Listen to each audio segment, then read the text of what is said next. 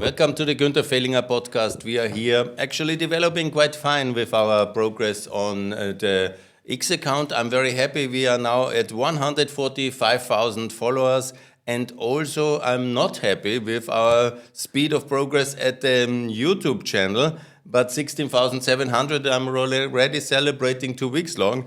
So please, we have many interesting podcasts on. I have made 20 of them actually in the last 2 weeks, maybe too much, some can say. But nevertheless, we are in important times and it's important what we discuss here. And therefore, and as I always say, the podcast is developing with our guests. I'm very happy to have a young European reformer, a young gentleman who is really interested to drive European unity forward, and a friend of Andreas Grassl, as I understand. Yes, colleagues actually. Colleagues and friends, yeah. We are learning everything about Arthur Krön, and also with half Chinese background. Taiwanese, very important much better difference, actually, because the Chinese are our enemies, unfortunately, under communism, and the Taiwanese are our friends. So Arthur, tell us all your secrets, and first of all, we today will discuss in English whenever we are two Austrians, because I want English as the one unique language of European communication. And Arthur, as a student in Oxford, is very capable of this beautiful language. I guess so. I think so, yeah, let's see. Perfect. Let's try this experiment. And Arthur Krön, introduce yourself. Thank you very much, Günther. Actually, I think the first time we met, I'm not sure if you remember, was in 2017 in Kyiv. And I actually don't remember. So, but I remember because you're a very memorable person. So of course I remember. It was the EDS event? I don't know why you were there, but there was. I was there because I lived there. So that you is lived easier. there? I lived in Kyiv from 2016 to 2020 with my family, trying to reform the institutions of that beautiful country, introduce flat tax and bring it towards the European Union campaign for the euro, for Ukraine and many other things. Of course, for NATO membership of Ukraine. But where? It was at an Advantage Austria event in a restaurant. And then I went to one of your, I think, flat tax roundtables in this restaurant next to the Golden Gate in Kyiv. You used to host these like roundtables. Yes. This was the Austrian Committee for EU membership of Ukraine. Yes, exactly. The Austrian embassy hated it. It was very good, and we were just in a golden pub, I think, Golden Gate pub. Yes, it was next to this beautiful gate. Yes, at Yaroslav the Wise. Yes, that was great. I had actually 53 meetings of the Austrian Committee for EU membership of Ukraine, and by the way, it's happening now. Oh, really? Yeah. Ukraine will join the EU. Yes, which is great. And the Austrians are getting so excitedly against it. Oh, not so fast! Because the Austrians are always the last to learn. Well, how have you come to Kyiv at that event? I was doing an internship there. At the Chamber of Commerce? No, I was working for this consultancy called the Smart Fix Agency, and they were advising NGOs, and they were also doing similar work with reforming institutions. They worked on the Prozorro project, which I think is a really great thing. That's for the Ukraine. full transparency in the public procurement for Ukraine. Really wonderful success. Yeah. So that was a very good time, and it was an introduction to Ukraine, and I was actually very grateful and learned a lot from that. Anyway, I wanted to introduce myself. So we know from 2017 onwards. 10 years almost. Perfect, yeah. And you're also a friend of freedom. We met recently at Lukas Mandel's event. Yeah, I'm not a member, but I was interested, so I went and had a look. Yeah. So you're a friend of Ukraine, a friend of freedom, and a European reformer. But tell us the rest of your secrets. Yes, so I was born in Vienna. My mother is Taiwanese, my father is from Salzburg. I grew up most of my life here. After high school... That's an amazing mixture. She was probably at the, playing the piano or something. My mom? Why Salzburg Taiwanese? Why is that happening? Because my dad was, when he was young, really interested in the Chinese language and philosophy, and he did a study stay in Taiwan, and that's how they met. And my mother worked for Acer, moved here. The history of your existence. Yes. Okay, perfect. And then I went to join the army to do the one-year volunteer program, Ein Jahr Freiwillig. Very good. We can discuss about that one as well. Sure. Are you in favor of defending your country? I am very much. Otherwise, I wouldn't be in the reserves and in Are you an officer now, like me? No, but I'm training to be. Okay, so you have to make some additional courses. I have to do some courses, but I go every year. So I try to be there every year. And this summer I was training 16 very motivated new recruits for the Austrian army, which made me very happy. It was a 5 intense weeks with 16 great guys. Very good, guys. That's something I recommend. Do 1 year Freiwillig, 1 year of the Austrian army to be an officer. This is what I have done. That's why I'm an Oberleutnant of the Oh wow! reserve Okay, now. I should have saluted when I came. Yeah, you should actually. That's true. But I'm from 1988, so you should salute me for my age already. Yes, I salute you for your Thanks age a lot, and young for man. staying so young. I try to be in shape, guys. Yeah, I can see on you Instagram. know, I can lift 100 kilos on this old chest. Yeah. Well, that's at least more once. than me. Very cool. Thank you. So afterwards, I went to London. I studied economic history at the London School of Economics for 3 years. Very good. That's a bit left wing, but okay. Economic history, I actually think when you really study economic history, you don't become left wing. Okay, good. Because you kind of learn. But the LSE is like the center left wing social Oh, yes, democratic yeah, kind of cradle of economics of Keynes. That's true. And he is their hero, basically. I think he's one of the founder of the Fabian Society and the LSE. That's it's also a long socialist tradition at the London School of Let's call it Economics. social democrat today. I don't think they are communist there, but they are in the Keynesian tradition. No, but I had a good time there. And the economic history department is a great department with great professors. Sure. What was your specialty? What did you I like to study actually early modern history. So when the first states formed and where does growth come from and these kind of questions. I had the same interest and quest in my studies, and I was writing about the difference between Austria and China. Okay. Yeah, Europe and China. What was why your conclusion? did we grow so fast, so early? And why the Chinese? Because we were at the same level of GDP in the year 1800, about during the Napoleon times. About if you see 1815, if you want to say, Europe has jumped up enormously, and China has stagnated. Yeah, it's the great divergence debate, right? It's a big debate. So afterwards I went back to Austria. I worked for 2 years, and then I got a scholarship to go to Oxford to do a research master's. So it's very research-based, my own work. And I've been there since You can recommend September. this experience? I really can, yeah. If you get a scholarship, if you don't get a scholarship, I'm not sure because it's a bit expensive. It's very expensive. You need very rich parents to pay for that. Yes, and you don't get so much teaching. So you really you meet with your supervisors. You have to kind of do your own thing, and you have kind of classes once or twice a week. But a lot of it is your own reading and your own discussions in seminars, at conferences with your professor. Which is very great. It gives you a lot of freedom and a lot of time to do other things at Oxford. Debate Club. Are you there? In the Oxford Union? Yeah, there is some kind of debate club. I've actually been physically in Oxford, but the most famous thing of Oxford, in a way, the student movement, is this famous debate club. Yeah, it's no longer happening. So it's still very famous. They're having some issues. They've been probably with the Palestinians having some debates that I think are quite questionable. I remember the only event that I went to was a debate with the proposition Taiwan's future lies in reunification with China. No. And first of all, they used the word reunification, which I think is a historically false word. And they invited Taiwan was never part of China. Never part of communist China, yes. And only parts of the island were part of Qing Empire or... Yeah, the empire, but that's before 1911 or whatever kind of...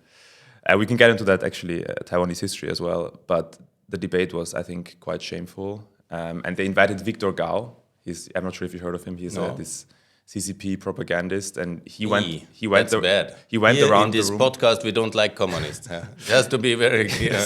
No to communists. He went around the room and he pointed at everybody, saying, "Before you die, we will have reunified Taiwan." No. He went around pointing in Oxford. A very aggressive style of debating. But the Taiwanese side, I think. I tell to Mr. Gao, he will never have Taiwan. For sure. Yes. Only over my dead body. Thank you. And the EU aircraft carrier will defend Taiwan. Actually, there is no EU aircraft carrier. No, soon.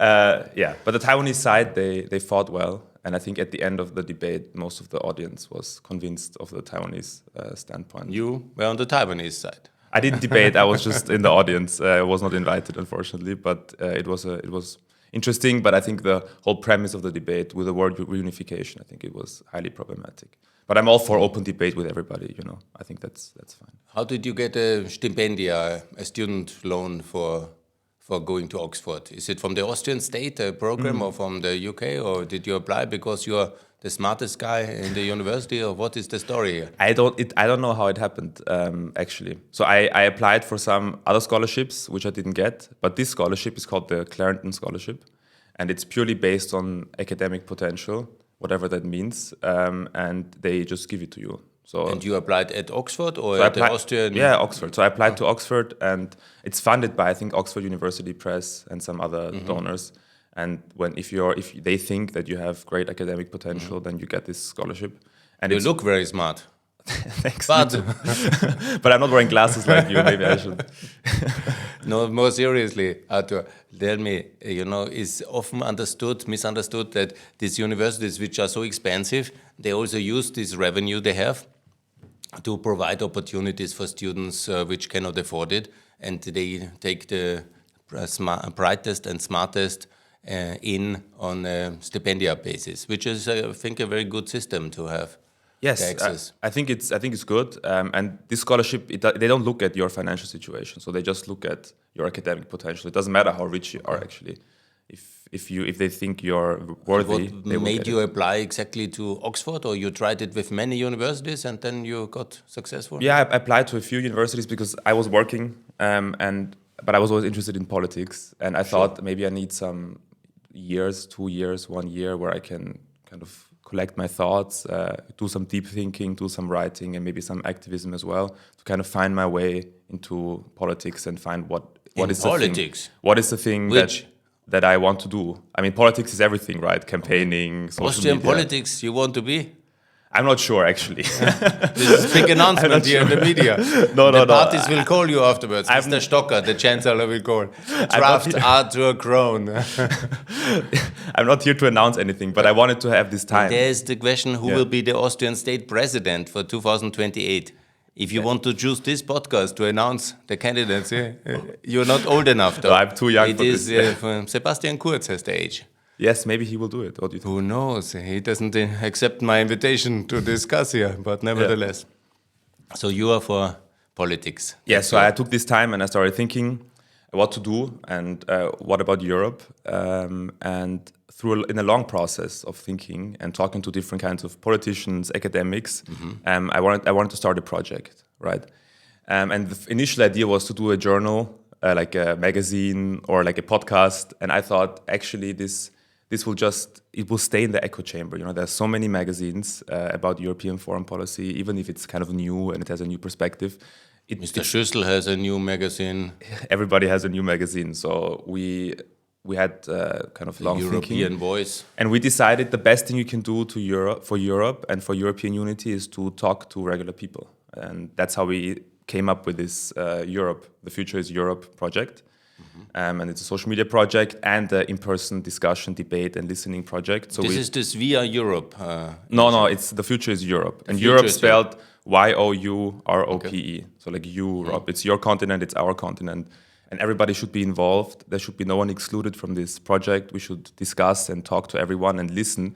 What is the kind of Europe that people actually want? I think that Europe that's going to happen and that's going to emerge, it will be a Europe that's not, I think, the Europe that is being imagined in Brussels. I think it's some Eurosceptic underlyings here. No, I think it's about the imaginations that people have there and the imaginations that people have on the ground in Austria. And there's a big gap, and you have to bring this together. And you have to talk to each other. That's why we are traveling across Austria. Have not fully arrived in the European Union after 30 years. Yeah, I think there's a lot of skepticism, a lot of doubt, a lot of distrust, and you have to address this. You cannot say, these people are stupid and we don't listen. You have to understand why. Why do they have these opinions? Why do they vote for parties that want to destroy Europe? And that's, I think, the main tough job that very few people want to do. And that's our mission at Europe, to really talk and listen. So explain me all your activism, because I saw that you write articles in famous German newspapers. Yes. In the preparation, you sent me many links. That's impressive. Explain about that one.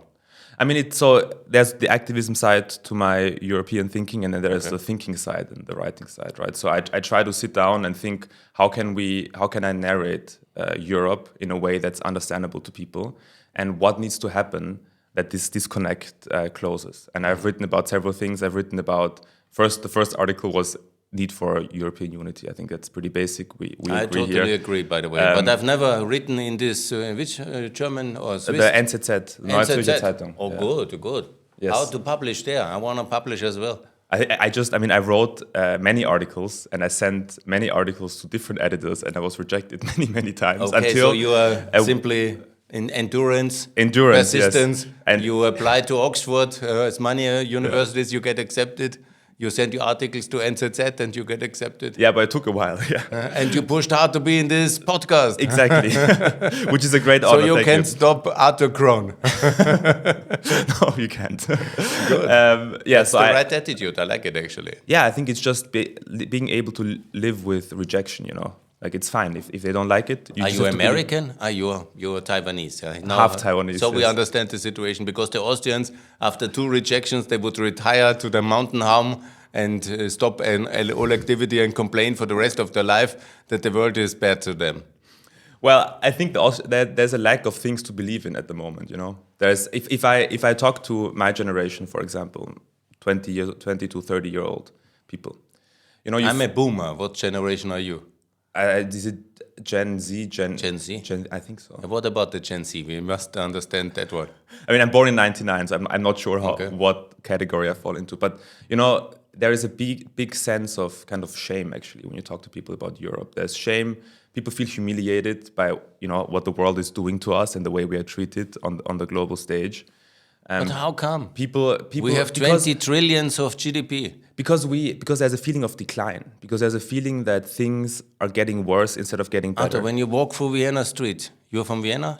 I'm from Vienna, yes. You walk and you see the 10,000 euro square meter price here and these amazing hotels. We have about 55 stars hotel just yes. But we grew up in this. Where is the decline?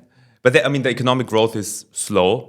Since 2012, the productivity growth has been extremely low. And there are all these threats, and we didn't know how it used to be. So we grew up in this Vienna that you describe, and we feel it's not getting better. And I think that's when I came to Vienna in 1990, 89 after, where I became an officer in the army in Salzburg in the mountains. I came to Vienna. The whole city was crumbling like Trabantenstadt from Asterix. Yes, but we were born. The prostitutes were in the streets. I didn't experience this. I was born after that. There was the toilets were in the couloir. It's hard to appreciate this progress if you didn't experience. Schönbrunn was a broken castle. Yes. Really? I think that's important that you say this, so we can understand. But we grew up in a Europe that feels like it's in decline, and I think that's a major issue. And there are people on the nativist right or even on the communist left that are exploiting this feeling of shame and humiliation, and they're saying, you shouldn't feel ashamed. Be proud of white Europe, for example. We should kick out all the immigrants because that's the kind of Europe we want to build. We have to go back to a glorious time. And because people feel that there's so little to hang on to, they buy into these narratives, and it's a major problem. And that's what you want on the side of my enemy Martin Sellner, who fights me on Twitter. It's crazy, yes. And what I find so interesting is that the alt-right, let's call them alt-right or nativist right, that they've appropriated this European idea for themselves, They're talking about Europe now. They're talking about Europe, but it's a Europe that's very dangerous, and it's a Europe that we should not accept, and we have to fight against. Even they call themselves patriots these days. Yeah, they call themselves all kinds of things, yeah. And they are traitors. Yes.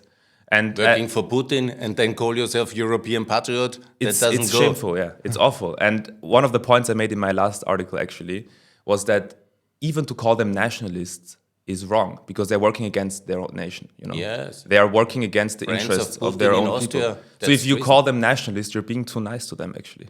They're anti-nationalists, anti-Europeans, anti-patriots, and they want to... I call them Russian assets. Or Russian, traitors. Yeah, many of them Russian assets. I use the word traitor very deliberately and often on Twitter. Yes. Hopefully nobody will chase me, but up to now I live fine. Yeah. So Arthur, you are a very pro-European man and you have published many of your articles. Tell me about the rest of your movements, because I was told I have to organize a demonstration for Via Europe.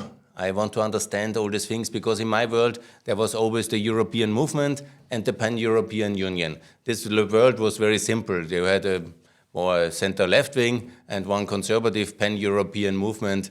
This is the two movements I knew, and they are still very active in Austria. the Europäische Bewegung, European movement, with the historic achievements of Schengen and all this great student movement to break the borders between Germany and France, and of course the Habsburg family. And I was also honored to meet Otto and Karl. And so these were the two European movements. But now there's Pulse of Europe, there's Via Europe, there is Ave Europa. So many pro-European movements as an answer to the decline. And in which are you active?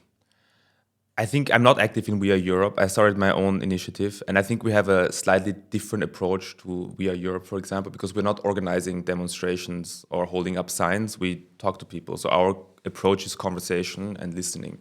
And we cut these conversations and post them on social media, and we also share our own perspectives. But it's more like a media kind of approach and a listening and learning approach, rather than a demonstrating and shoving stuff into people's faces approach. And I think that my experience from my conversations is that it's better to listen first and then talk to people, especially in times like these where trust in our institutions is so low. I think if you come to people with a kind of set of ideas and your job is to talk them down and then to explain, like this word even, explain, it's not the right approach. I think they have a lot to tell you and you have a lot to learn from them. And I think that... Oh man, you must be a politician. You have a great career.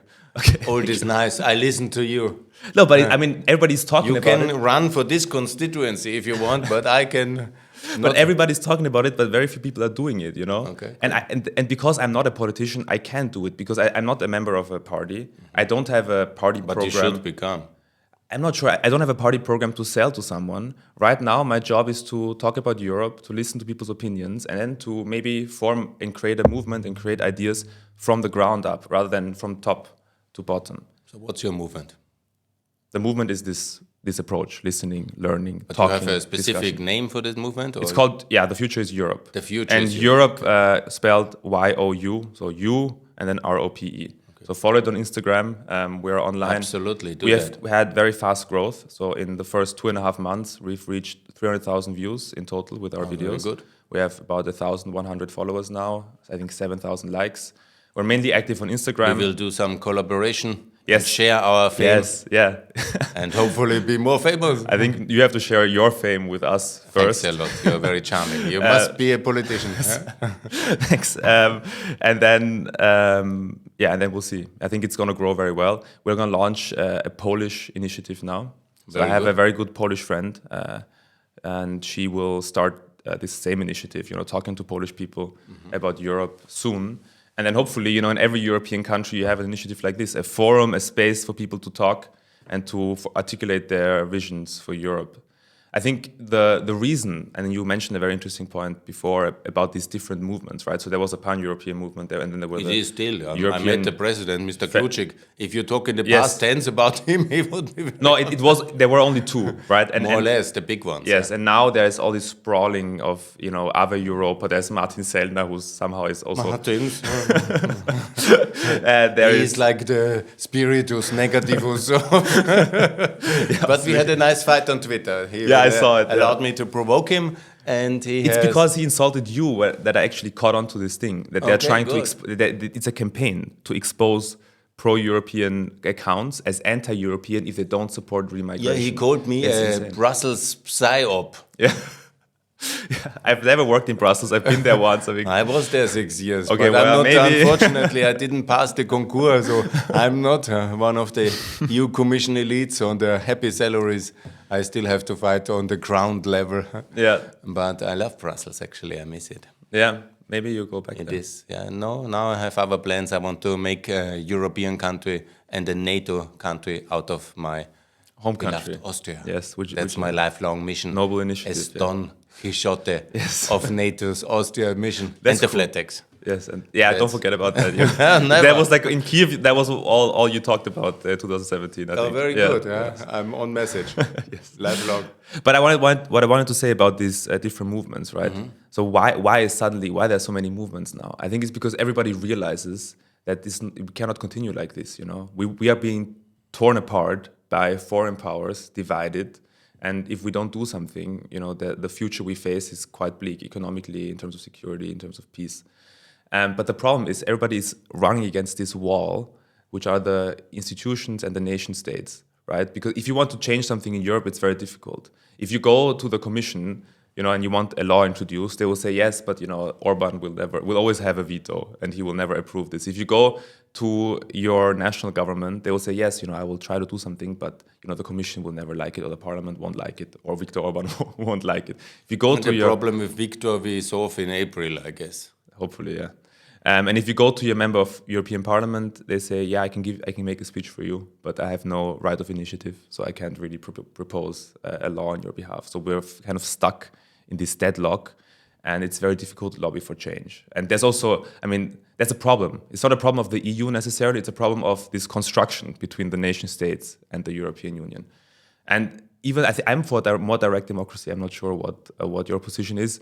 And there is this tool, I think it sums up the kind of absurdity of the European Union and the nation states. It's the European Citizens Initiative. I'm not sure if you heard about that. I wanted to do one because I started a people's petition in Austria, and I only got 8,000 people to sign for NATO membership in 2022. In Austria, yeah. In Austria. Then I looked at the instrument as a citizen initiative, but you need to be in 7 or 8 countries. It's crazy. So you have to first you have to submit a proposal to the European Commission. Yeah, right? That was called the EU shall join NATO. That was my citizen initiative. And the first absurdity is that you're submitting a proposal for approval to the body that you're petitioning, right? So those that you want something from, they approve whether you can do the petition or not. If they approve, then you have to collect 1 million signatures. And you have certain... That's a bit too much for me, Günther Fellinger alone, 1 million. And then I have 155,000 accounts, but I'm thinking some of them follow me just for fun, and I'm not sure they all will sign, and then it's not a million. How to do a million? It's crazy, and then you have certain thresholds that you have to reach in 7 different European countries, which is another logistical nightmare. And then if you achieve all of that, you can submit your petition, and you have to do it within 12 months. Yeah, you only have 12 months of time to do this. Then you submit it to the Commission, and then all the Commission is obliged to do is give you a response. That's it. So if they say, actually, this is not within our authority, we don't like this, not necessary. I better continue tweeting and tagging Ursula von der Leyen in my tweets. So how are you more cost efficient? Maybe, yes, but so how are you supposed to feel kind of connected to this institution if it's so difficult to get change from it and to voice your desires and your opinions and get a response? It's very difficult, and I think that's. So you shouldn't be too harsh on people, I think, when they are skeptics of the European Union, because there are so many issues with it. And I think we are at a time now where almost all Europeans, and I think the opinion polls show this, agree that a stronger Europe is necessary. I think it's like 70-80%. Everybody agrees. So okay, but Arthur, we have the highest opinion poll numbers for the Friends of Putin in Austria. Yeah, for AfD so it's a in paradox, Germany. right? We are talking about France being taken over by this, I don't know, this young guy, who is Bardella. And in Italy, they are running the show already. And in your country, the United Kingdom, it seems Mr. Farage... It's not my country. Or where you stay at the moment, and we will discuss about Brexit very soon. But the situation is that it looks much more than this kind of guys, the so-called patriots on the Putin ticket, and they are taking over. But isn't it an interesting paradox that on the one hand, people agree that more Europe is necessary? I mean, literally all of the opinion polls are in complete agreement. At the same time, people vote for these anti-system parties. Why is that? Because I feel like, and that's what we had a discussion of before, that people want change, right? There's a deep desire for change. People don't feel this progress from the Vienna of the 90s until now. People want change. Yes, I can tell you. And I believe you. When I came my dad told me the same Vienna, thing. I didn't believe it. My dad, who's your generation, told me the same thing. Linz was relatively developed already because in the World War it was destroyed and then it had to be rebuilt. But Vienna looked like a 19th century wrecked town. Yes. So it was like that. Yeah, but if people feel stagnation and they are scared that their children are going to have a worse life than themselves... I hear that argument very often, but Arthur, do you have a worse life than your parents? No, I have a great life. I mean, I'm a very lucky person. I have to say this, yeah. But I know that many people don't have the kind of luck that I do. Yeah. Have you seen the poverty in the streets when you go for Vienna? I mean, people are struggling. People are struggling with inflation. People are struggling with rent, and you just cannot ignore this frustration. It's there, and you have to address it. A social democrat perspective in Arthur Krön's No, it's not assessment. It's not a social democrat. It's just when I go out, I rarely go out because I'm too old for that, and I'm in a different lifespan. But I see a lot of young people dining out in fancy restaurants, taking beers like there's no tomorrow, spending 50 euros a night.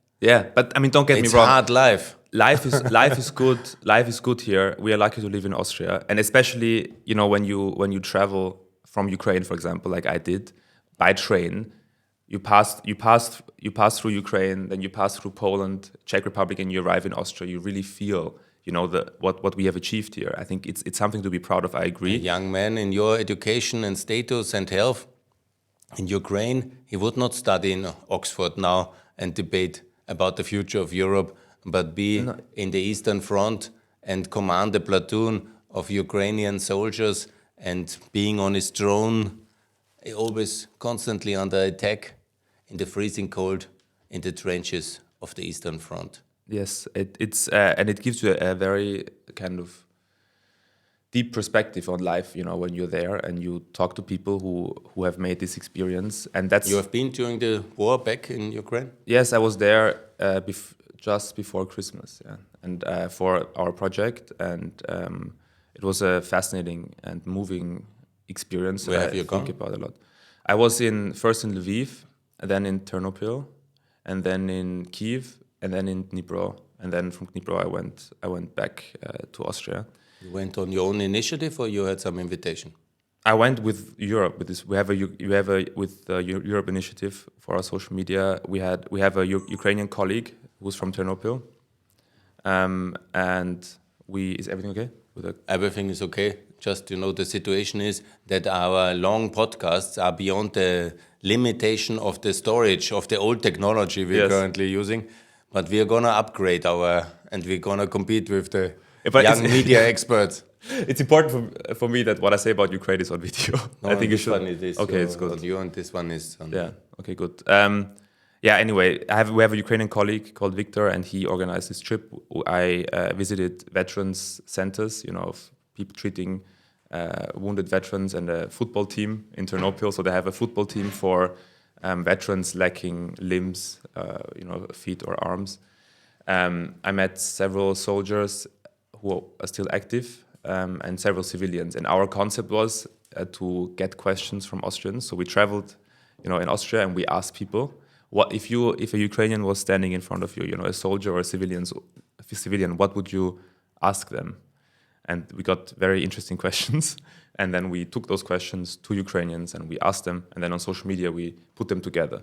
It's like, this is kind of what we are trying to do, connect regular people, get an emotion in for Europe, and create this understanding that there are people 500 kilometers away from Vienna who are giving their lives for our security. I think it was a highly successful trip, and for me personally, I think a great learning. And I had been to Ukraine before, also during the war, because of private reasons. But yes, this trip in particular was moving because I had so many conversations with people. And I mean, the soldiers is just such heroism.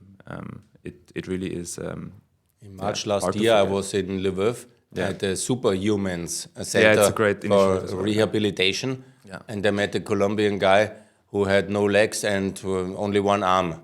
Yeah. And he asked me for help to repatriate himself to Colombia. Yeah. And I couldn't help him. And I mean, it's Superhumans. If the people listening out there, if it's not, if people are not comfortable donating to the military, for example, because it's weapons, some people are not comfortable. Superhumans is a great institution that's treating veterans and making prosthetics for people without limbs. The woke Austrian and that's a good thing. Yeah. Donate to Superhumans. Yeah. In the woke Austrian disaster environment in which we are, it's not even allowed to collect money for weapons because we are neutral. You cannot, as a citizen, you cannot collect money for weapons. Yeah, you get no account from the. You don't get the charitable status. No, you don't get an account in the banks. Really? Yes, it was a big scandal.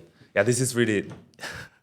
What do you think as an Austrian when you look around and you say Austria is one of the few countries in the European Union which has not given any weapons towards Ukraine? I think it's self-hurting. We're hurting ourselves by doing this. I think it's a bigger debate about neutrality. I will ask you in a second. Yes, let's talk about it, because ready. I think you have to understand this in context, because Austrian neutrality is a product of the past, right? It's a product of negotiations between Soviet Union, the United States, and the victors of the Second World War. And Austria was imagined as a sort of buffer state between East and West. That was our role. And people always think neutrality in itself protects you, which I think is a total misconception. Neutrality is usually... It's people like you who protect us, young officers who are ready to lead troops and platoons and their men into defending Austria. Yeah. Are you ready for that?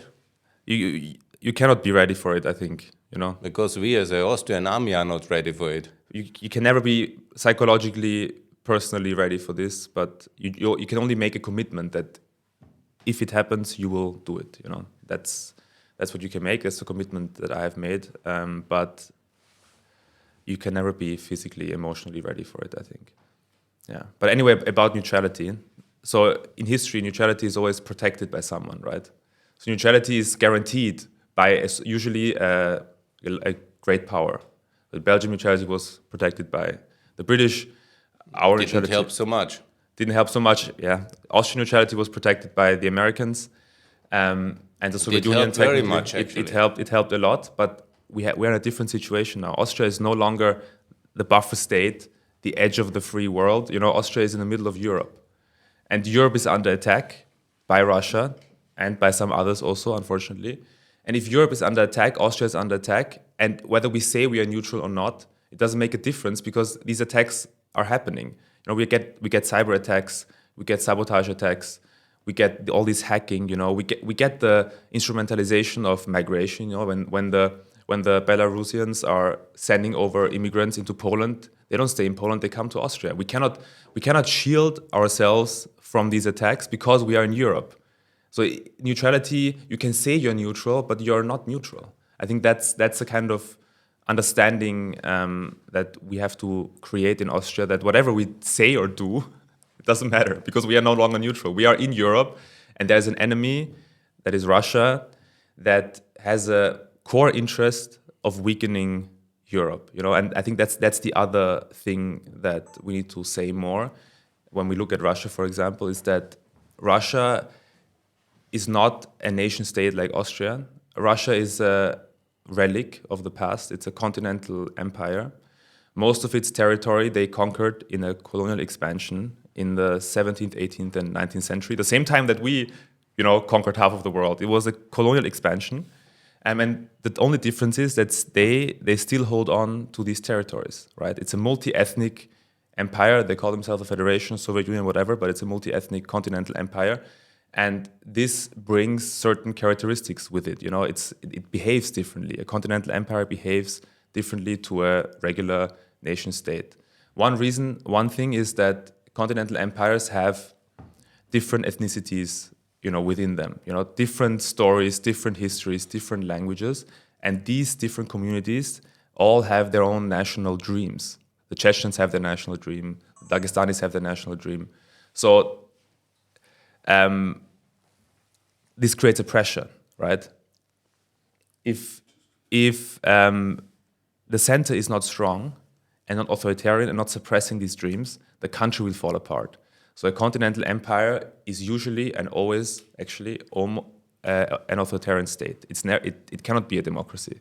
Because if it's a democracy, people would secede. I want to have my own state. Chechnya wants to join the European Union or whatever. Putin's nightmare, right? So they have to prevent this. They have to be authoritarian in the center. The second thing is, continental empires, they have to appear strong, because that's their only narrative that holds the country together. If they're weak, it falls apart. If the center appears weak, you have all these independence movements.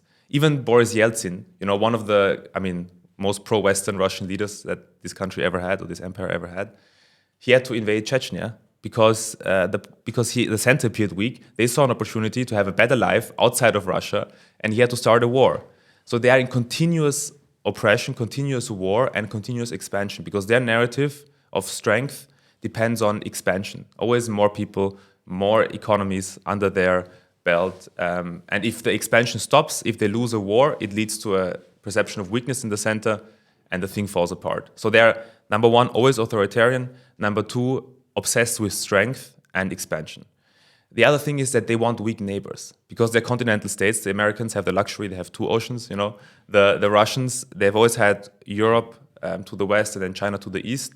And if any of these two powers are strong, they feel extremely insecure because they have these huge borders, they have these internal pressures, and they have these people always looking to the west, right? So they have to weaken their neighbors because of these long borders and because of their internal structure. And that's why their interests are fundamentally opposed to ours, and they will always try to weaken us no matter what we do, and they have always done that. And now the new factor in these modern times is democracy, right? We have democracy in Europe, we have free markets, and we are an example that this works. Our lives are eternally better than the lives of the Russians, and the Russians know that. They look to us and they see, wow, this could be my life.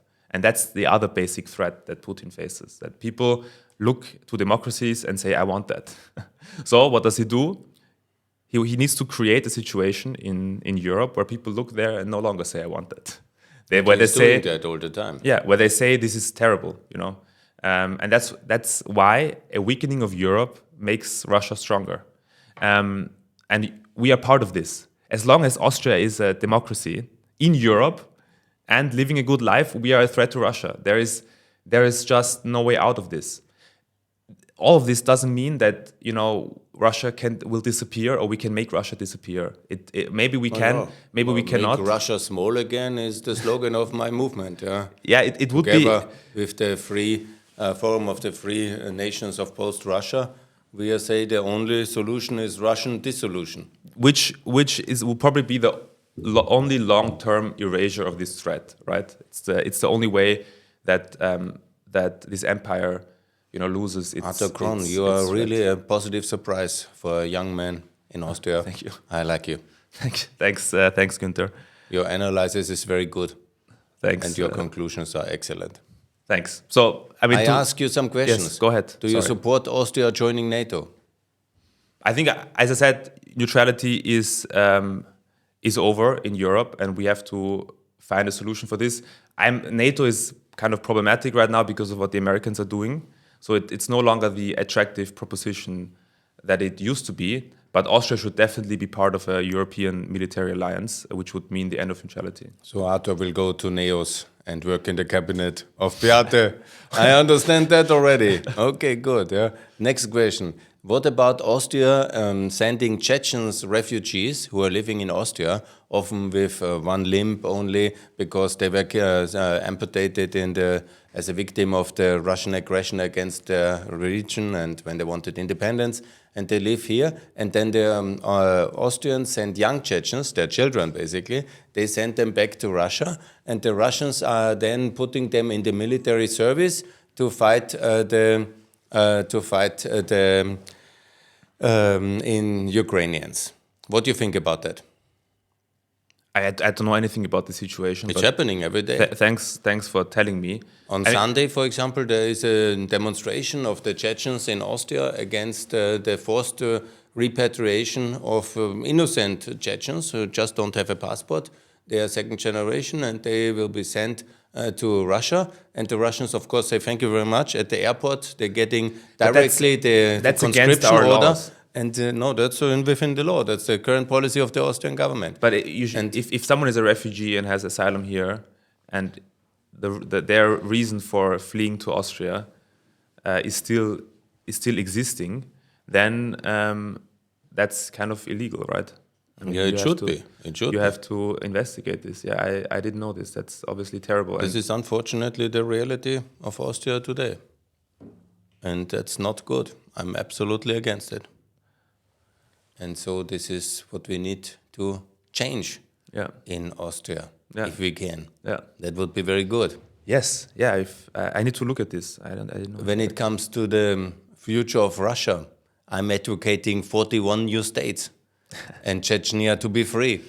Yeah. And I'm seeing some people say I'm a bit radical in my position. But can you imagine a future where the Europeans would have recognized independent Chechnya in the 1990s and then defended it when Putin started his war in 99. And then we would have a much better reality because we were on the side of freedom and we had defended Chechnya as an independent country. Putin would have lost this war and not to be on the rise. And 25 years of history would have been much better. That sounds beautiful, yeah. Like many of the things I propose, yeah. But your generation will have to implement it. I think it's an interesting point that you're making with Russia as well, because I feel like we have an over-reliance on our conventional deterrence vis-a-vis Russia. Is Russia really deterred from aggression? No, it's our concept is if Russia invades NATO territory, there will be a conventional response from us, right? It means war between Europe and Russia. And this is our sort of only policy to deter Russian aggression against us. And I feel that's not enough. I feel people will always be scared of a total conventional war with Russia. And if that's your only policy to deter Russia, it's not strong, because Russia will always have this feeling that, okay, maybe, European politics and European people will be too scared and they will prevent, NATO from taking action. So they will always be able to gamble that we won't respond to an invasion of the Baltics, for example. So I feel like we need to have more tools to deter Russia. And I feel, and there has to be more investigation into this, but I feel that using these minorities, for example, these desires for independence, even Russian interest in Georgia, for example, that's a huge deterrent. If you do aggression against Baltics, you will have 3 independence movements in your country, and that would be, first of all, bigger threat to Russia, and it would kind of weaken the importance of this conventional deterrent, which I feel is kind of problematic for our societies still. So we need to explore new ways to counter Russia, sort of flexible ways that don't just all bank on one option. And I think that this multi-ethnic, multinational nature of Russia is an asset for Europe that we can use to deter Russia even more effectively. And we need to think about this. And I mean, it's a long way. We don't have the intelligence capabilities yet. Maybe we have to work together with the Americans. But I think that's definitely... when I was in high school, yeah, we were protected by American nuclear weapons. Yeah. And it was very unpopular, and a lot of young people were against the so-called double track that was the rearmament of Western Europe with the Pershing II, and it was the American rockets going to be stationed in Western Germany. And that was a huge protest movement from the so-called peace movement from 1982, 84, 86. But it was decisive to end the Soviet Union, because this arms race and the nuclear rearmament showed the Soviets that Reagan and Kohl and Thatcher will not be submitting to Soviet domination of Europe. And that's why they are my 3 heroes. Yeah? But now we have only 100 nuclear bombs left from the Americans in Western Europe and in Turkey and in Italy. And we are basically, the nuclear balance in Europe has completely shifted in favor of Russia. So are you for nuclear rearmament of Europe? I think we have very, very few other choices if we want to stay free and outside of Russian blackmail. I mean, if you look at the situation, Russians have, I think, 2,500 nuclear warheads. The Americans roughly the same, but as you said, in Europe not so many anymore. The French have, I think, 250, and this is a massive imbalance for us. And if we cannot show the Russians that we are strong and we are able to defend ourselves and retaliate, then we basically have to capitulate. And then any conversation, relating to our previous point about with Russia, any negotiation in the future will be about how to best submit to Russia's aims, how to best submit Europe and create this weak Europe that Russia wants. But as I said before, nuclear deterrence, conventional deterrence, they cannot be the only tools that we rely on. Because in the end, when the decision comes whether to retaliate or not, when the Russians issue a nuclear threat, and you have to explain to your people, for a town in Estonia, I'm willing to go to nuclear war with Russia, is a very difficult thing to explain. And the Russians know how difficult it is, and they know that we are democracies, and they know that we have to listen to people, and they will abuse this and use this. So we have to find other ways to impose costs on Russia, other ways to hurt them, so we can better control their behavior and hopefully become so strong that there can be a stable kind of situation in Eastern Europe where these countries are able to prosper and live in freedom. When there is now a massive American armada assembling around Iran, and after this terrible massacres on the 8th of January, the Iranian leadership has killed tens of people, and the Americans have now this intention possible to intervene, and the Europeans are basically doing nothing, being on the sidelines completely, and some of them are in favor, others complain about the international law, and then there will be certainly many Europeans who are going to protest against American liberation of the Iranians. Where are you on this side, and what's your opinion about the current affairs around Iran? I think the Iranian regime, they are obviously an enemy of Europe. We can see this not only in what they say, but also in what they do. Iranian drones are killing Ukrainian civilians. They also fly into EU countries, into Poland. We can see this. We know what they're doing. They also support all kinds of radical Islamic initiatives inside our own countries. They are on this side of weakening Europe. They also see that democracy and freedom and prosperity is their enemy. So they want to weaken us together with Russia and with China and with the North Koreans. So if the regime changes in Iran, that's a positive thing for us in Europe. It means an end, hopefully, to Iranian support to Russia. It means an end of all of this Islamist subversion of our societies, and it means probably a better Middle East.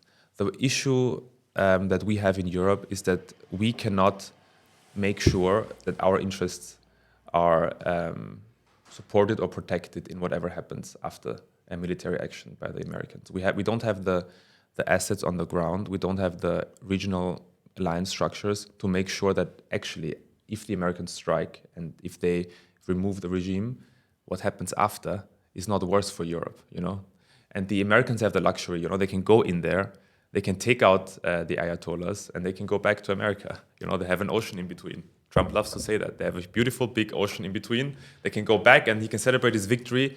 And we in Europe, we're going to have to deal with the consequences. We're going to have to deal, if there's a civil war in Iran, where are the refugees going to go? They're going to go to Europe. If there is an even worse regime that blocks the Strait of Hormuz or the Red Sea, our trade, our economies are going to suffer the most. So we have to make sure that we support, this effort, that the Iranian regime is removed. And I'm happy that the IRGC is now on the terrorist list. But we have to make sure that whatever happens, our core interests are protected. And right now, we don't have these capabilities. We can just look at the Americans and make a cross and then pray that whatever happens will be okay for Europe. And that's not a continent that I want to live in. I don't want to have to make a cross and look on, I want to be able to protect the people and to make sure that, our neighborhood is safe and stable so we can prosper in Europe. So let's assume the Americans are now attacking and liberating Iran. That will bind a lot of capacities of the American naval assets. Yeah, they have now already 2 aircraft carriers. Luckily, they have, I think, 7 or 11 all over. But nevertheless, the safety of Taiwan depends on American protection. Now the Americans are putting everything into the Middle East. Luckily, not everything. But what would happen if Mr. Xi, who's seemingly determined to integrate and reunify Taiwan, what will happen if Mr. Xi will attack Taiwan, let's say, in March, after the end of the New Year celebrations in China? He probably sees that the campaign in Iran is not going very good for the Americans because there's more resistance. And then he feels emboldened to act and to attack Taiwan. What European assets will we provide for the safety of Taiwan? I think if he does that, it will be a very bad decision. I think it will be a mistake for China to do this. And I can explain why, maybe. Explain. So I travel to Taiwan almost every year. And every time when I'm there, I leave either, happy and optimistic or depressed. Every time I have a different impression because it's a volatile situation. And politics in Taiwan is also very volatile. But this time I left more optimistic. I had good conversations with lawmakers there as well, and some civil society activists and people engaged in this effort to protect Taiwan. And I kind of took three things away from it, and the third one, unfortunately, is already shaky. Three kind of positive signs. The first is that Taiwan has successfully managed to build a military alliance across the first island chain. I think that, supported by the Americans, it is a strong alliance with Korea, with Japan especially. And the key component is Japan, because the new prime minister has already said that an aggression of China against Taiwan would go against Japan's fundamental national interest, which means this would allow the Japanese Navy and Army to intervene. So this alliance changes China's calculation, because they have to deal with different factors. They have to deal with the Japanese Navy, potentially with Koreans. So it makes the operation more complex and more difficult. So I was very encouraged by this, and also by the level of contact that exists between Japan and Taiwan.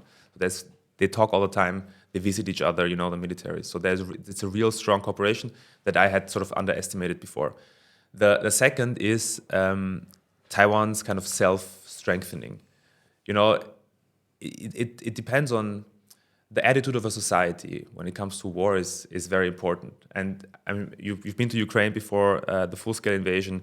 The way people talked about the war and how people didn't want to believe it is a possibility, right? And many people still voted for some pro-Russian people because they're afraid.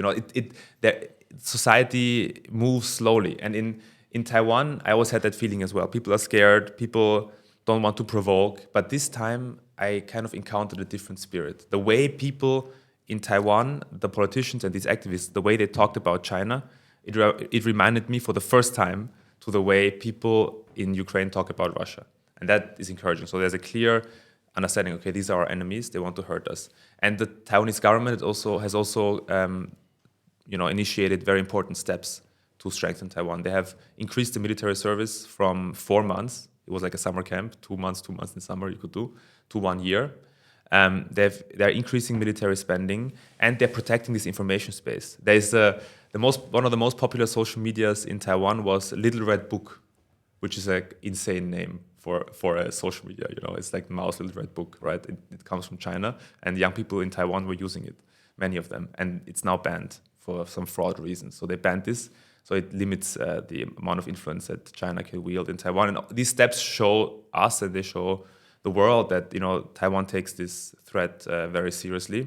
And I was also kind of informed about the offensive capabilities that Taiwan has. It's a key difference to Ukraine.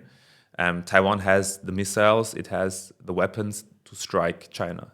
They can strike the whole kind of economic heartland of China in the south, which could impose huge costs on the Chinese economy and the Chinese people. And it's a good deterrent. And that's something, for example, Ukrainians never had. They never had this arsenal of missiles. No, they strike very effectively. Yeah. Now they have drones all made by themselves, but they didn't have this at the beginning of the invasion. So this is a difference, and Taiwan has this, and it's a positive thing for Taiwan's security. And the third thing that when I was there, that was big, was the U.S. aid package, right? The U.S. was going to supply $11 billion worth of sell $11 billion worth of weapons to Taiwan. Taiwan was going to become the second biggest HIMARS army. So they would have the second largest amount of HIMARS in the world if this aid package went through. We better need the HIMARS in Ukraine to destroy the Russian energy. We also need the HIMARS in Ukraine. That's obviously the problems of everybody depends on America because they have a finite amount of resources. But this aid package is now being questioned in this conversation between Trump and Xi Jinping. So this is why I was optimistic. I think Taiwanese society is strong. I think this alliance in the region is strong, and I thought that American support was strong. The biggest danger to Taiwan is not a direct invasion. I think it's a political subversion, right?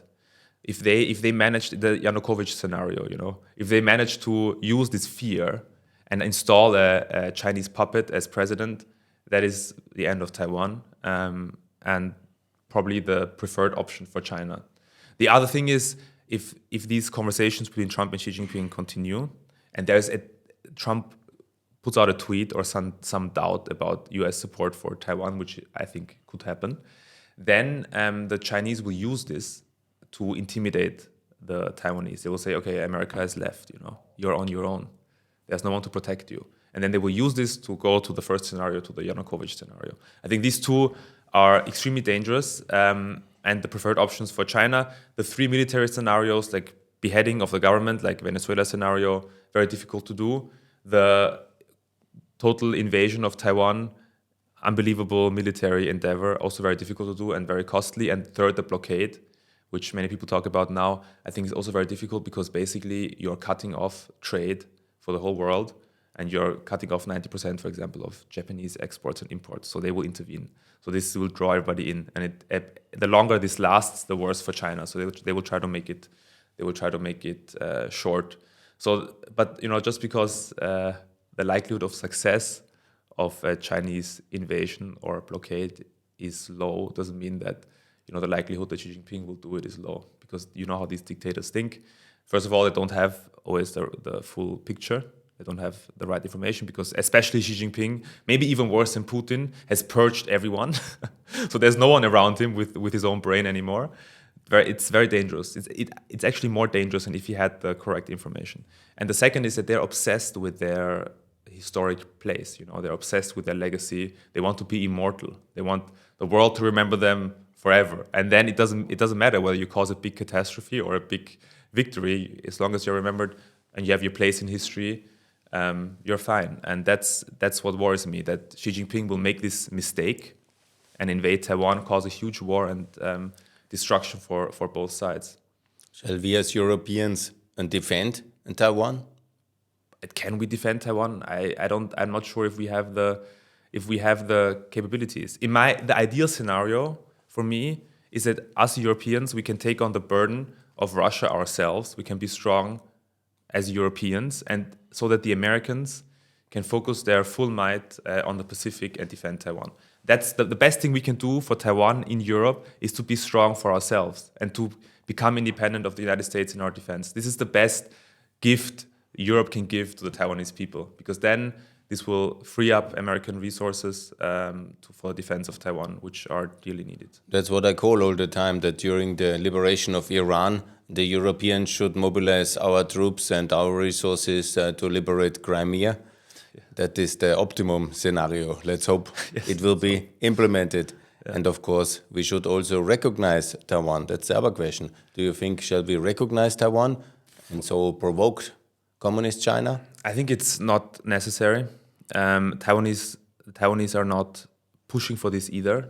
The Taiwanese want the status quo to continue, They are not obsessed with being recognized in the world. They want to have peace, they want to have freedom, they want to have democracy, they want to have prosperity.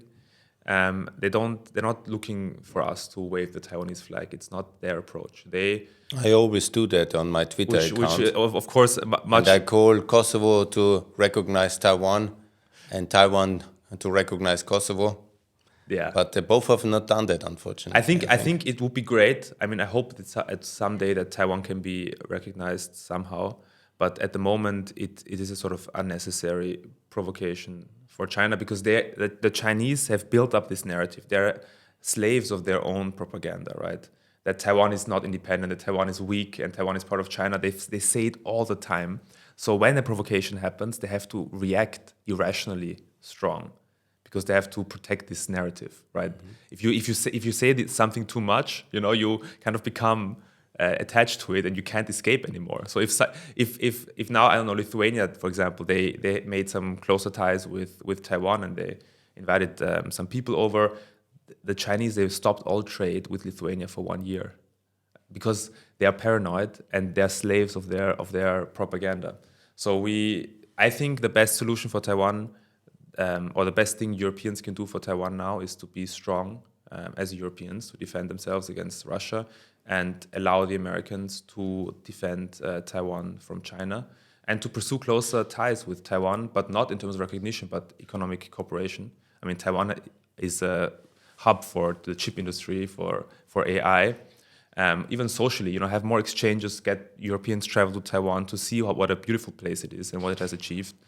And kind of cultural this, ties. because I've never been to Taiwan and I'm interested. Is it similar level of civilization and development prosperity like in Austria, or is it more modern than Austria? I mean, it depends on how you define modern. I have a question for you. What do you think was Taiwan's economic growth last year? Actually, I didn't look up in the preparations. I'm sorry, but it was good, I guess. It was 7.3%. Yeah, that's very good. Austria, 0. Yeah, so you can see it's doing extremely well. It's growing faster than China, which I think is always great. And what's the level of prosperity? I should have looked up, actually. But GDP per capita? GDP per capita is, I think, 35 to 40,000 euros. So not exactly like Austria. We are at 55. But it's now richer than Korea and Japan in terms of GDP per capita. Okay, good. So they've overtaken them. And also richer, much richer, actually, double the wealth, because China, I see 15,000. Yeah, it's double the wealth of China. Imagine without faster communism, the whole of China could be at 30,000 GDP. Yes, that would give the world another 20 trillion of GDP in our 115 trillion GDP economy. Imagine that. Yes, would be so great. Yeah. Shouldn't we try and work actively for freedom of China? We should stand up for freedom. We should stand up for the Uyghurs that are in camps in Xinjiang. We should stand up for the Tibetans that are oppressed. But my problem is always there's so little that Europe can do because we can't even protect ourselves. So we have to protect ourselves first. We have to be strong first. I call it one of the three major disasters which has destroyed the world history so badly. And this is the 1917 October Revolution, the 1941 victory of the communists over China. 49, yeah. And also then it was in 79, 30 years later, the Iranian revolution of these extreme Islamists which took power. And these are the three most terrible events of the 20th century with toxic consequences leading to so much disaster. Especially in 49, it was possible to stop the Chinese communists, but unfortunately the Americans did do very little to protect they're called now nationalist Chinese in our communist historic historiography, but basically the free China we have betrayed in 49. Was that a major mistake? Probably. Chiang Kai-shek. I think Chiang Kai-shek himself also made many mistakes along the way. I think the united front with the communists against the Japanese was difficult. There are people saying, the Japanese, they're just the flu, but the communists are the cancer. I think he made some mistakes along the way. I think the Americans could have done definitely more. But for Taiwan, history has turned out so far very well for the people of Taiwan. I think one thing to also recognize about Chiang Kai-shek that he's not a hero entirely. I think he committed terrible crimes when he was dictator in Taiwan. His government murdered 18,000 people in 1947 on 3 or 4 days. So they were brutal dictators. There was a personality cult. He had very close ties to Nazi Germany as well, and his son went there. So he's a complex figure, but overall, probably better than Mao Zedong. Absolutely. Yeah. I have this book I read, about this American general who was in the camp of Chiang Kai-shek, and they could have basically stabilized the front at the Yellow River and make South China independent. And it would have been a wonderful, different alternative history, like in South Vietnam and South Korea, to have half of China in the free world in 49. But the Americans were not ready to confront Mao Zedong. Yes, the Americans have always been realists in their core, I think. Realist, egocentric. They have always sacrificing Eastern Europe and sacrificing China to the communists was probably the tragic mistake of the post-World War order. But and giving them 2 seats in the UN Security Council was also quite generous. It's we have to see, the world as it is, and the Americans, they did great deeds for us. They liberated us from fascism. They protected us through the Cold War, but their limit is always their own national interest. And right now, their national interest is being redefined, and we are not so high on the order anymore, on the list anymore. On the list of Witkoff, yes, J.D. Vance, and Jared Kushner. We are not very high on that one. But you should really visit Taiwan. I will. You should. If you go, let me know. I can organize a trip for you. Thanks a lot. They're great people. It's a beautiful country. It's wealthy. People are happy. It's an open society. When you travel from China to Taiwan, all the barbed wire disappears. The closed doors disappear. These brutalist communist buildings disappear. You enter into. You can suddenly breathe again. People are smiling at you. People are polite. People are welcoming to foreigners. It's a booming economy. Every time you go to Taiwan, something gets better, and things change for the better. And the food is, to die for. It's the best food in the world. Only on desserts, Austrians are better. That's good. On desserts, I think you're a patriot we rule the world, on the desserts. Very good. When it comes to the question of comparing, because you said that Russia doesn't want Ukraine to be free and successful, and this is one of the reasons for the war. It's maybe very tempting to compare the analysis and this kind of comparison as well for China and Taiwan, because Mr. Xi sees the freedom of the spirit, the success of Taiwan, and he sees maybe that this is the role model for many of the young people in China. They see over there Chinese people can be free and successful, and then he thinks, oh no, this kind of island of freedom I have to crush. I think that's a good analysis from you. It's one of the big reasons why he's doing it. The second big reason is this: it's a constructed obsession with Chinese unity. So, as we talked about before, Taiwan only became part of the Qing Empire in 1683. Before that, it was a sort of rugged island, some fishermen, some pirates, and then Dutch and Spanish colonizers. It became the west coast of Taiwan became part of the Qing Empire in 1683. The rest of the island was still unruled. So he has this idea that a strong ruler and a ruler that wants to enter history, he needs to unify the whole country. It's an obsession of Chinese. If a dynasty in China, so he still thinks like the emperors, If a dynasty in China does not manage to unify the country, it's a failed dynasty. And he doesn't want to be a failed dynasty. So it's much more than this kind of pragmatic thinking, that they are a threat to his power. It's deeply ingrained ideology, imperial ideology. And it's very hard to get out of his brain. The Austrian Chancellor has announced a visit to China. Yeah. What's your message for him? What you would advise Mr. Stocker when he goes to China to supposedly improve our trade relations at this sensitive moment? Do you think it's a good thing to do? Should he better visit Taiwan? Or what's your call for Mr. Prime Minister, Chancellor of Austria? I'm personally saying he shouldn't go.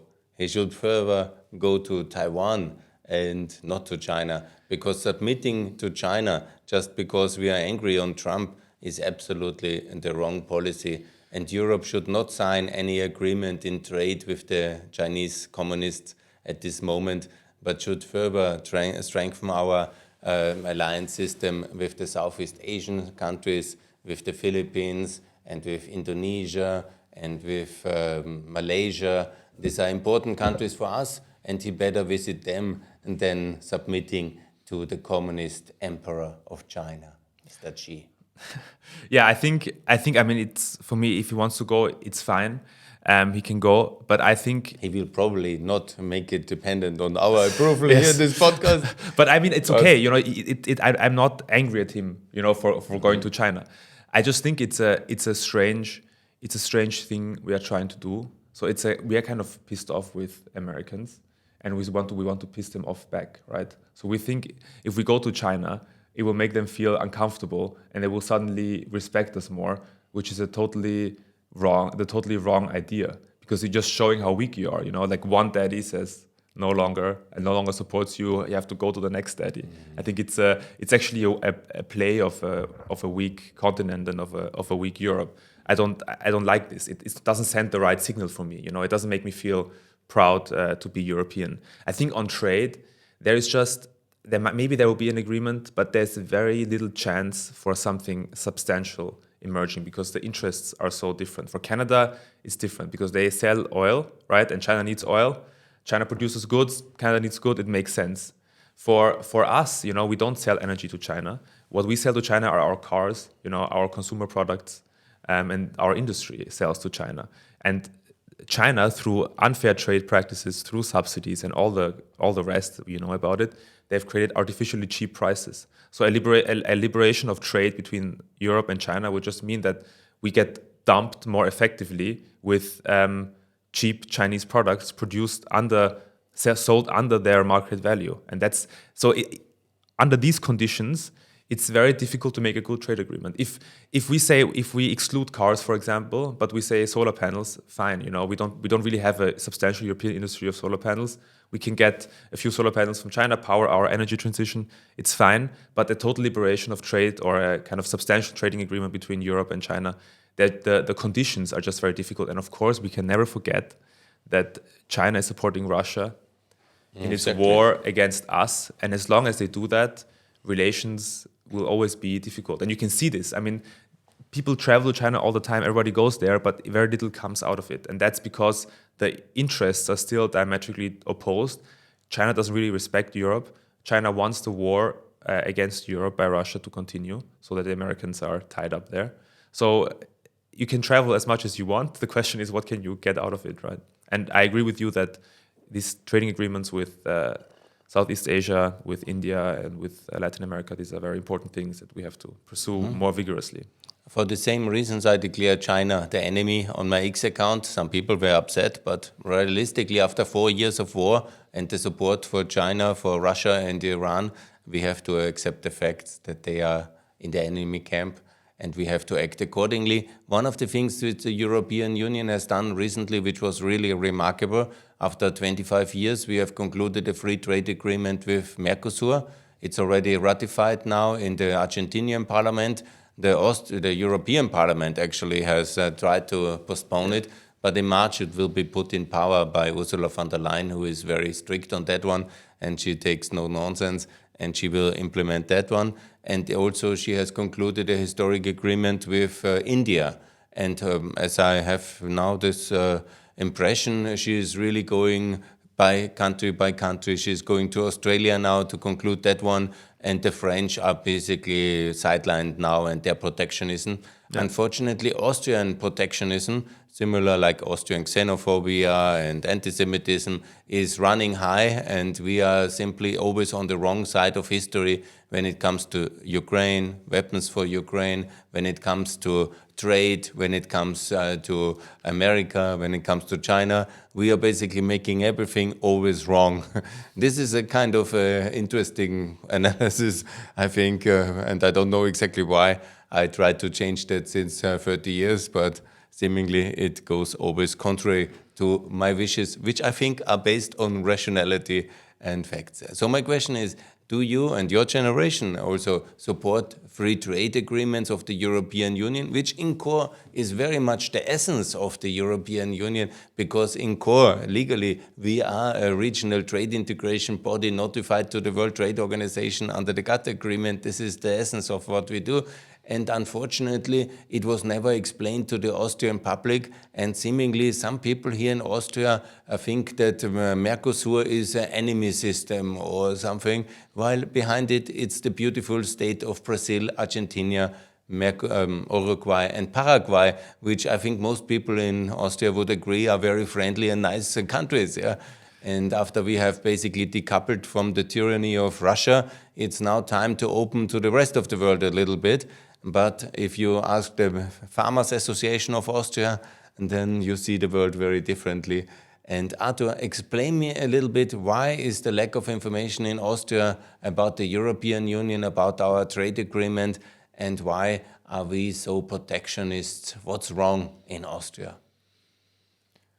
That's a big question. I think economic history, if you take any lessons from economic history, is that countries that trade are richer than countries that don't trade. It's one big lesson. If you trade and integrate overseas with your partners and allies, you will be. Sadly, richer. we cannot send the whole Austrian population to WU Vienna or to LSE or to Oxford, but it seems they have missed some basic lessons of economy here in Austria. I think that my generation, we actually most of us, I think we support these trade agreements, but not so much from a economic perspective, but more from a sort of geopolitical perspective, right? That there's this feeling we have no friends anymore. You know, we are alone in this world. We are under threat from everywhere, so we need new partners.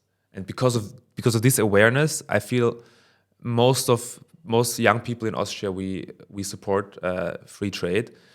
There are always these particular interests, you know, the farming interests, which are of course important, environmental interests, which are also important, that have an, I think, outsized influence in Austrian politics because of our party structure, because it has these sub-organizations and stuff like this. So I feel that some interests are overrepresented in our politics, and the interests of the majority often are not heard. And the other thing, I think, also in the European Parliament, many of our MEPs voted against Mercosur or for stalling Mercosur. And I feel like they feel like in the Parliament, in the European Parliament, they can just do whatever they want and represent their interests because nobody cares what happens in the European Parliament anyway, right? That's not so good.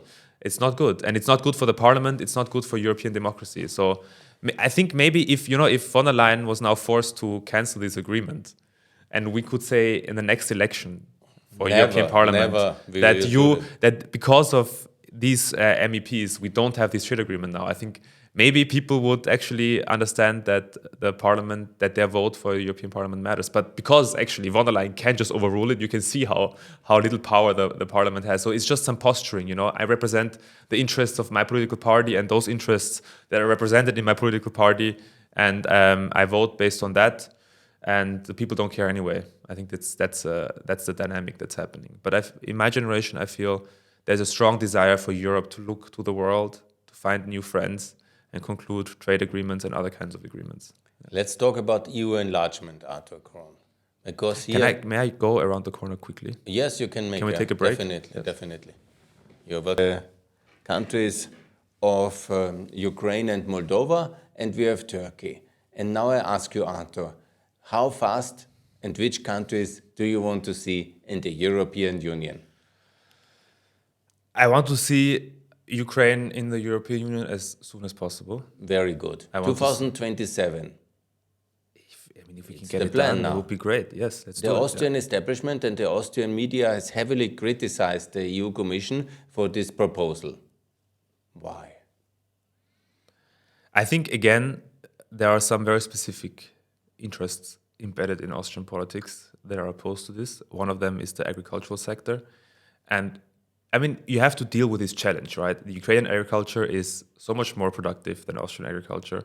They can produce at much lower prices, and they will drive many of our farmers out of business, you know, if we are integrated. And that's just a fact. And I think that's where a lot of this skepticism comes from. And we know how strongly represented the farming interests are in the party of our chancellor. So it makes sense that there is some skepticism, but you have to address this. You have to find a solution. Obviously, we shouldn't let all of our farmers go out of business, right? So it's a huge challenge to work to integrate Ukrainian agriculture into the European Union in a way that thus allows the Austrian countryside to continue prospering. That's a problem we can solve, you know. So I would suggest, rather than blocking everything, we actually work on a solution where Ukraine can be integrated and our farmers also can continue producing and live happily. Very good. So you're in favor of Ukraine in the European Union. Moldova? I think so too. I think Moldova is one of these states on the front line. You know, they deal with the Russians constantly. They know actually how to defend the information space very effectively. They had a very successful election recently. We can learn a lot from them. I think they have, both countries have great potential and should be part of the European Union. I'm not sure about the details of Moldova by when it is possible, but the most important thing, and I think we constantly fail to do this, is to give hope to people, to give a perspective, have a plan, you know, that people there fighting for freedom know that they're fighting, you know, with hope, right? If we tell Ukrainians now that there's no prospect of them joining the EU, then imagine what that does to their motivation, you know, enduring days and nights of constant Russian bombing. So we have to understand our responsibility. This European Union that we have created, this promise of peace and freedom and prosperity, it has immense power. And people cling on to it. People take risks because of this hope. And there's nothing we can change about that. Because we are doing well, because we are an exceptional place, we represent hope to people. And if we destroy that hope, it might be comfortable for a short time, because then maybe we don't have to do a difficult work of integrating countries into the European Union, but in the long term, it's going to destroy our security. Because right now, we have the power with this idea to transform dictatorships and corrupt countries under Russian influence, to transform them into allies and friends, just because of this idea of freedom. It's part of the drive, right? And if we lose this, then not soon thereafter, we will be surrounded by enemies again, and we don't want that. Montenegro is fighting to be in the European Union as 28th member state in the year 2028. Yeah. Are you in favor? Yeah, if they finish all the conditions and they are ready, then why not? Yeah. They are long ready for that already. You are the expert on this subject. Yeah, I don't know so much about Montenegro. Albania, they're also doing great work in their integration, right? They're also advancing. Yes, absolutely. They're advancing well. They are ready. And it's, as I said before, the danger is that this idea loses credibility, you know? That people don't work against corruption, work against Russian influence, work against, I don't know, foreign actors stationed in their territory. They stop doing that because they lose hope in their European path. If that happens, we will have shot ourselves in our own knee pretty badly, because then our neighbors will not be so nice to us anymore. North Macedonia is waiting since 2005 as a EU candidate for membership. It's now 21 years EU candidate. Yeah. Should it not be in the EU? What is the main reason they're not progressing in this process? Because the EU... Because of Austria? Because Macron, I would say. Macron is complete failure. Yeah, I think... They have agreed on peace with the Greeks and with the Bulgarians, and they have accepted all the conditions, but then Macron stabbed them in the back and blocked the enlargement in 2019, and also the Americans pushed them then into NATO. That was very good. They are a NATO ally. But now the Bulgarians are making complications, and they have to put the Bulgarian minority into the constitution. And so the Macedonians are waiting, and they're calling for Arthur Krön. Help us. Yeah. I think to some extent, you know, I can understand this idea that if your club becomes too large, you cannot make decisions anymore. But that's not a problem of these countries seeking to join the EU. It's a problem of the EU, right? That we have a structure where every member state has a veto, you know, and everything goes very slowly. So in that structure, obviously, it's a valid argument to say if you accept too many countries into your club, you're kind of blocking yourself.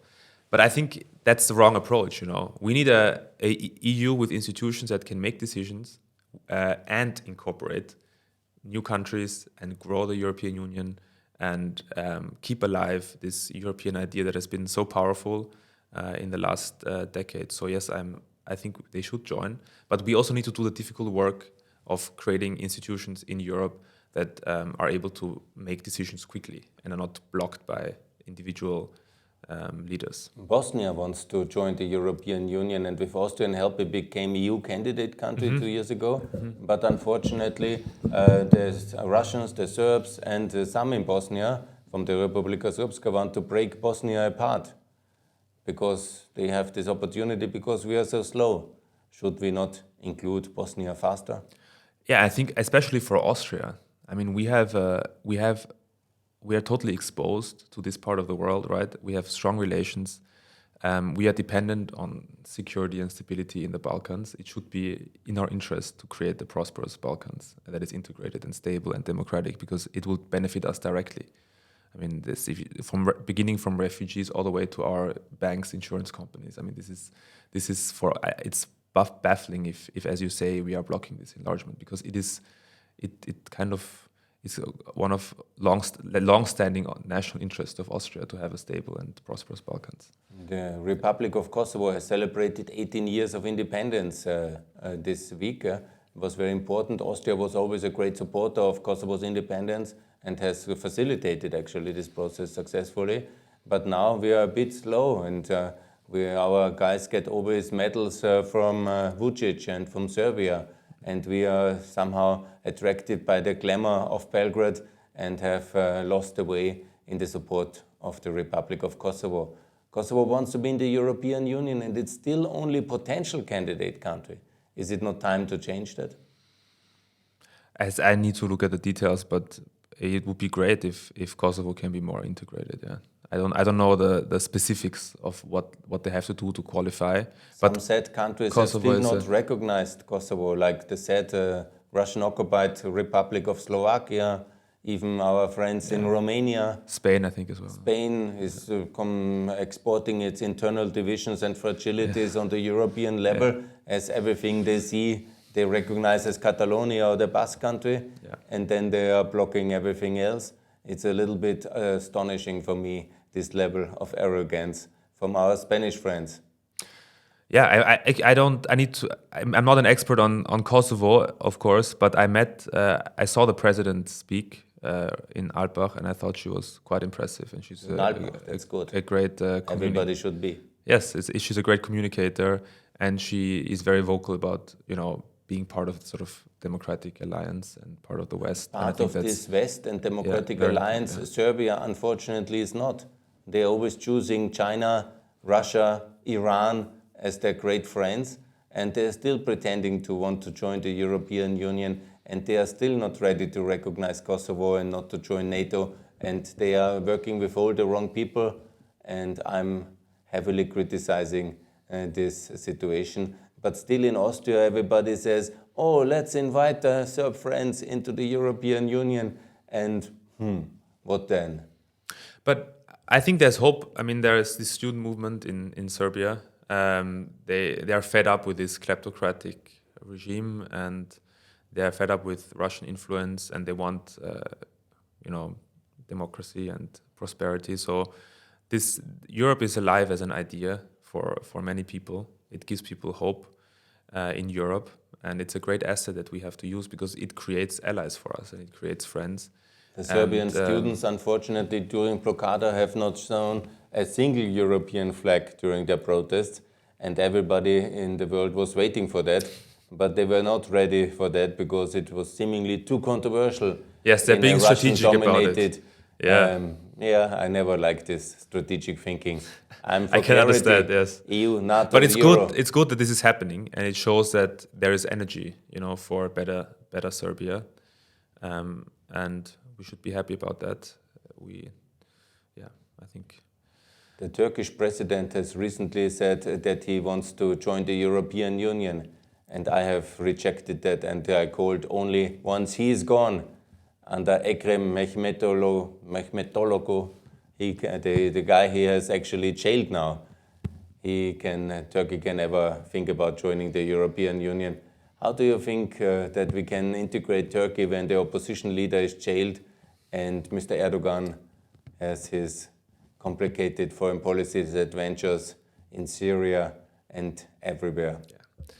I mean, I think To be part of Europe, you have to first consider yourself European, right? You have to stand up and say, I'm European, I'm part of this history. I believe in these values. I believe in this democracy, I believe in rule of law. I am connected to the traditions and the history of this continent. And I don't really see this happening in Turkey. And if you don't do that, if you live by values totally opposed to ours, then integration obviously is very difficult. So I think Europe is a powerful idea, but it's not universal. It requires attachment to this continent and a willingness to live by its values, its standards, and to defend it as well. And if you look at Turkey, I don't see any indication. I see very few indications of this happening. They are very close to Russia. I was in Istanbul airport. All the flights, from there going to Russia. All the Russians in Austria going back home via Istanbul. I see, what they're doing in the Middle East as well, and they see themselves as a middle power, balancing out between different sides. It's hard for me to see them as a part of Europe. It just if they feels join, very strange. they must join fully, and that's also true for the United Kingdom. How is the debate in the United Kingdom? You're now living there for 2 years. Tell me, because I want them to rejoin and to adopt the euro, to join Schengen and to be fully in 2029. This is my answer. Now, Mr. Keir Starmer prefers to go to China, and we even discuss about Canada joining potentially the European Union. But the debate about the UK rejoining the EU is not really picking up steam. And unfortunately, Nigel Farage is picking up steam. And we will most likely have the end of Keir Starmer and the Nigel Farage having to run the United Kingdom ever further away from the European Union. So don't you see the need to really convince the British to come back and to join the European project fully and help us with the costs of integrating Ukraine and the Balkans and the stability? It has huge costs, obviously. And we could need the UK, which is such a vital power when it comes to defense and when it comes to political process in the world. But now they are not seemingly considering rejoining the European Union. Or what's your information, Arthur Krön in Oxford? It's a kind of absurd situation in the UK, because if you look at every opinion polling, there's a vast majority now believing that Brexit was a mistake. Most English people, British people, believe that Brexit was wrong, but there's no energy to reverse this decision. So these two things are there's no political energy or no political pressure to rejoin. It's very, very strange for me and very difficult to understand why so many people can understand, and they feel the problems. They feel the economic problems. They feel all these things that Brexit has caused, and they understand it was a mistake. But the movement to rejoin is small. People are not energized. Actually, it's quite sad to see. I agree with you that the UK is vital for Europe, especially for security. I mean, with intelligence, also with the Navy, there's no European power that has the same kind of global reach. Also for Arctic security, they are vital, and we have to find ways to work together with them. But they need to get themselves to do this, and they need to get themselves to create this energy. I'm not British, right? But I think there are positive things happening. I think Starmer is making many right moves in regard to communicating more with the European Union, also restarting the Erasmus exchange, which I think is very important because it gets young people connected and creates a sort of European spirit, which I think is very important. Also in the coalition of the willing, these are all positive things.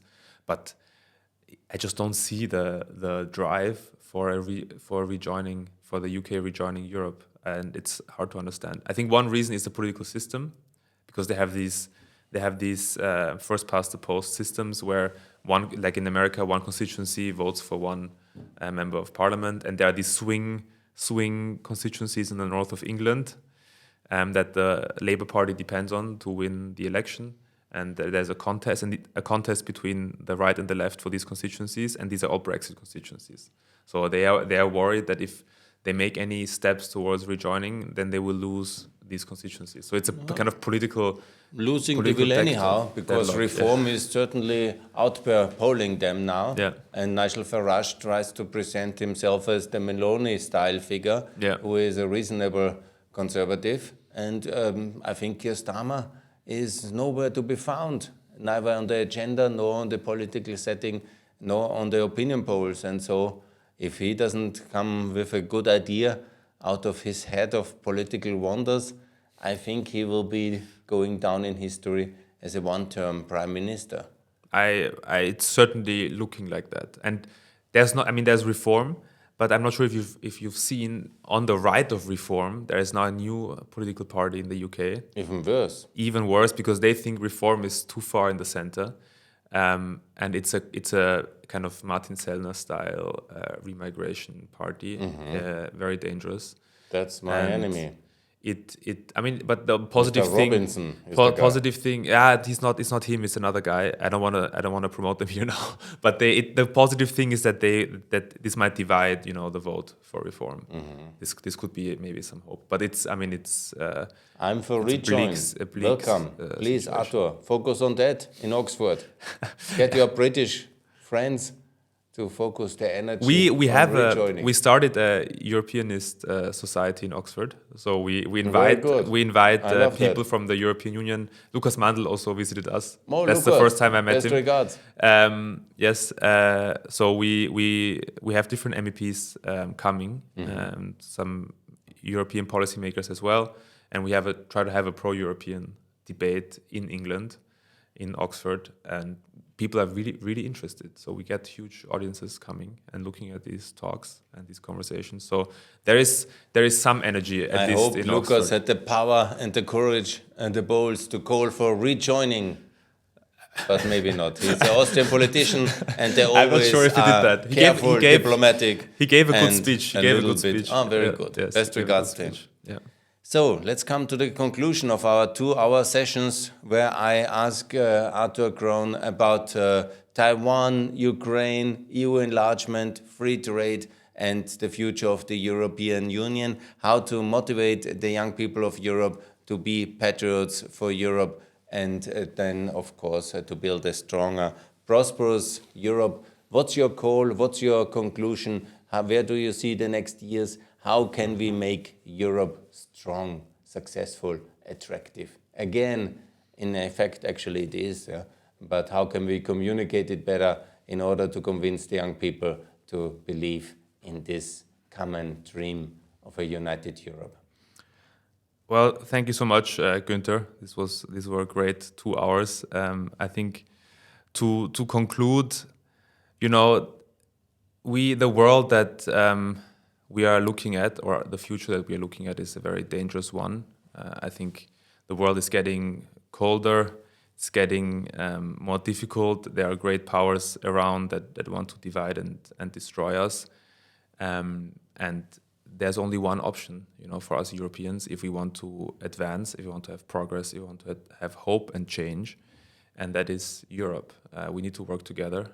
We need to make sure also on the pro-European side, which I think is extremely, extremely important, I can't stress this enough, that we are more open, that we listen more, that we don't just, post something on social media, but we have these long conversations. We sit down with people, we travel in our nation states, and we talk and we listen, so that we can articulate a European vision that is able to attract and include all Europeans. I think that's very, very, very important.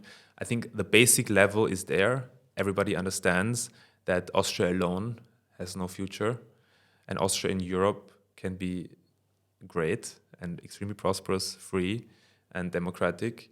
So we all know this. It's just where do you get the political pressure to reform the institutions we currently have, to become more effective, to become faster, to better address the needs of the people, to hear the voices of the people. That's the job we have to do. It's about opening up the European idea. It's about bringing new people in And it's about working not just for protecting what we have, but to create a better Europe. I think Europe has to be the message for change, not the message of the status quo. I think that's what I would say. I think with this message, we can be successful together. And we at Europe follow on Instagram, YOUROPE. We at Europe try to do exactly that, work for that. And so far we've had great success, and I hope that much more is to come. Thank you very much. Absolutely, much more will come. We have now had 2 hours of discussion for the future of Europe to revive the spirit of '94, of the referendum, where 66% of the Austrians voted yes to a European Austria. Some were basically not sure what to do. They voted against it, unfortunately. But it was such a benefit for Austria to join, to make us full Europeans after the Cold War. We have won, and we could basically then join the European Union. But the big mistake we were not joining NATO, and so we were not feeling fully responsible.